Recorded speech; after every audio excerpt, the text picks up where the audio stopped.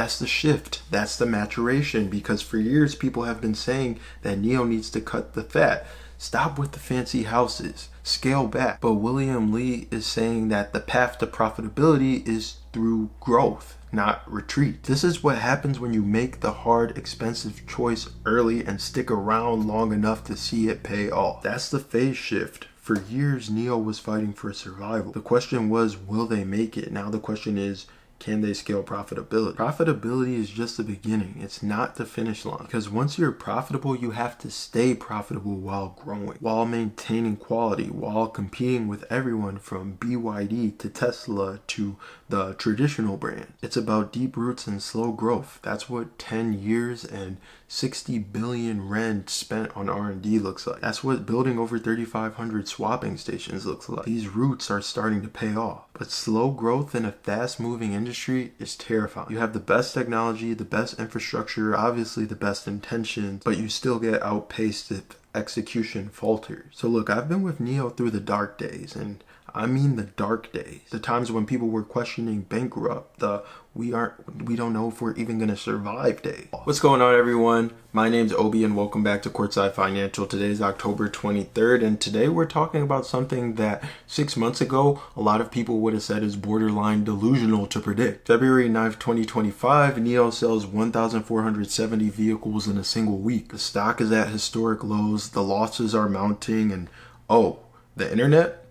As always, they're having a field day. NIO is done. Worse than 2019. This 3-brand strategy is an absolute disaster. Fast forward 252 days, the 3rd week of October, and NIO sold 10,000 vehicles in 1 week. The NIO brand alone, 4,000. Envo and Firefly combined, 6,500 vehicles, and with the L90 doing 3,500 alone. So let me ask you this: how do you go from existential sales crisis to weekly sales records in just 8 months? And more importantly, is this real, or are we about to hit another false dawn?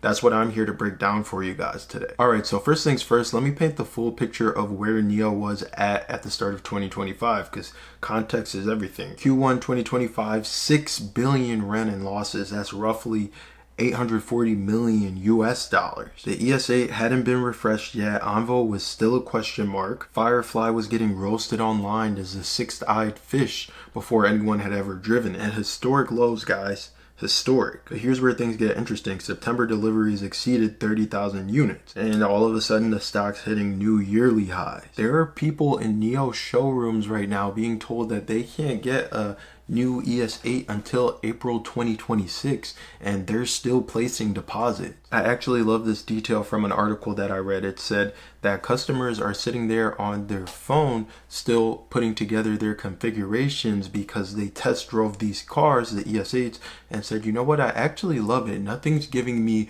this price point, this configuration, and this space. That's not desperation buying, that's conviction. Now let me be crystal clear about something, because this is where we separate entertainment from analysis. A sales rebound is great, record weekly sales are great, but as someone who's been in this stock, watching this company, sweating through 3 a.m. earnings calls, I need you to understand something fundamental. Sales growth means nothing if you can't make money doing it. And that's the real story here.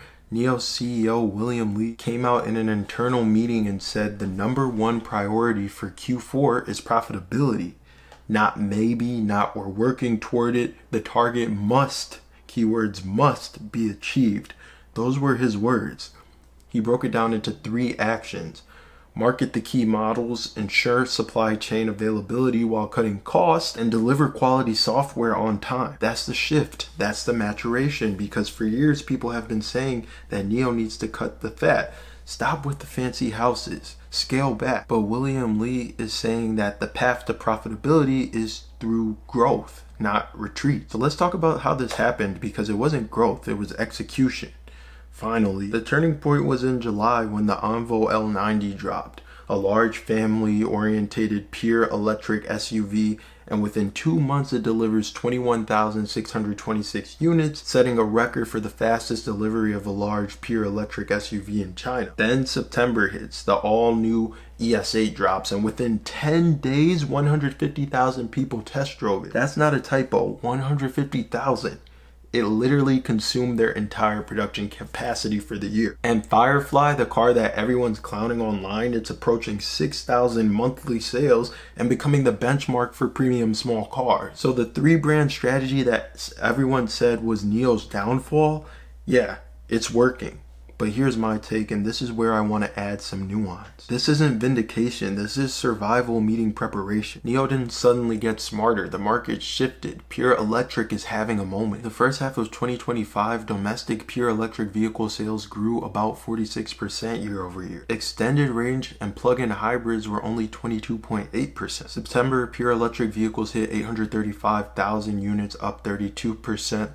And range extended vehicles saw a decline. William Li has been saying for years that the era of range extended large SUVs is ending and it's pure electric's time now. And you know what? This guy was actually right, but being right early is indistinguishable from being wrong, especially if you go bankrupt before the market catches up. The S&P's global deputy director Lin Huiban literally said at an industry forum, the growth of hybrid models has stalled and pure electric products have returned to rapid growth. This is the turning point that came earlier than expected. Translation, NIO bet on pure electric vehicles earlier and they stuck with them when it was tough and it was not really profitable, and now the market's rotating back to them. That's not luck, that's conviction, but it also showcases why timing in this market can oftentimes be brutal. Here's something that we already know doesn't get enough credit: NIO's charging network and battery swapping infrastructure. The company's got 3,533 battery swap stations. That equates to 550 cities covered. The high-speed network includes Highway 318, which, if you know Chinese culture, that's not just a road, that's the road. That's the road to Tibet, the symbol of adventure and freedom. NIO's got swap stations on the road to poetry and distant dreams. Now, William Li made a comment that I think is absolutely savage in hindsight. He joked that if he could go back in time, it would seem like a good idea to make some money with extended range vehicles first. But he immediately pivoted and said why NIO didn't. Because extended range batteries are getting bigger. The fuel tank gets used once or twice a year and you're carrying hundreds of kilograms of extra weight for no reason. Then he dropped this stat. NIO did a survey among people who owned extended range vehicles for 6 months, and the vast majority said that their next car would be pure electric because the best experience with extended range is still pure electric mode. And here's the kicker. Many extended range manufacturers are now deploying large-scale pure electric charging infrastructure. Meanwhile, NIO's been building this network for over a decade. They're seeing economies of scale kick in while competitors are just starting. This is the compounding advantage. This is what happens when you make the hard, expensive choice early and stick around long enough to see it pay off. Now let's talk about something that doesn't make headlines often but is absolutely critical: organizational reform. William Li launched the CBU unit back in March 2025. That's a basic business unit model. Every business unit is now responsible for their own P&L, their own profit and losses. A mid-level manager said something fascinating. Now every project must have a clear return on investment calculated before it's launched. That was unheard of in the past. That's a massive cultural shift. This is a startup that spent 60 billion yen on R&D over a decade. They built NIO houses that were basically luxury lounges, and they prioritized the user experience above all else. Now they're calculating ROI before launching projects. And it gets even more intense. Sales staff are under something called the CIP mechanism. It means capability improvement plan. If you miss your targets, you sign a capability improvement plan. If you miss them again next month, you're fired. It's brutal, but it's effective. Sales staff reported that headcount is down, but the people who are actually executing versus the people who are not executing, the percentage is getting higher of people that are executing. One salesperson said that they're so bullish that they flew to Hong Kong to open a brokerage account, came back in the afternoon and bought NIO stock. That person said sales perception is absolutely a great barometer of success for a company. Even NIO Day, their annual event for the year, turned a profit this year because of sponsorships. William Lee said they made a small profit after doing accounting. That's the new NIO, guys. The focus on profitability is permeating the organization. Okay, so now here's where I need to level with you, because this is a part that actually matters if you're invested in the company either financially or emotionally. NIO has proven that it can sell cars weekly over 10,000, check. Record deliveries, check. Product market fit, check. But here's where the real test comes. Number one is production capacity. The new ES8 needs to hit 15,000 units per month by December to meet demand. NIO's Hefei factory is actively recruiting. They're running out of office space and holding meetings in cafeterias and basketball courts. They're posting job ads at charging stations. This is a good problem, but granted, it's still a problem. Two is supply chain pressure. The whole industry is facing capacity constraints because battery and component suppliers are at production limits. So NIO's advantage is that they committed to pure electric early and have strong partnerships with battery suppliers like CATL, and that's giving them an edge right now, but it's fragile. Three is service quality at scale. NIO's whole brand is built on premium service quality, or at least the promise of. As deliveries ramp, can they maintain that? Because if they lose the service edge, they're just another EV company. Four is capital market scrutiny.